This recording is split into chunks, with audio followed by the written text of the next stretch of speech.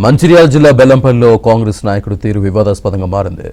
మిలాద్ ఉన్ నబీ సందర్భంగా స్థానిక గిరిజన బాలుర ఆశ్రమ పాఠశాల విద్యార్థులకు పండ్లు పంపిణీ చేసేందుకు వెళ్లిన స్థానిక కాంగ్రెస్ నాయకుడు నాతరే స్వామి ఈ సందర్భంగా కాంగ్రెస్ నాయకుడికి విద్యార్థులు లాంఛనంగా కవాతు చేస్తూ స్వాగతం పలకడం వివాదాస్పదంగా మారింది. బాధితులపై చర్యలు తీసుకోవాలని విద్యార్థి సంఘాలు డిమాండ్ చేస్తున్నాయి.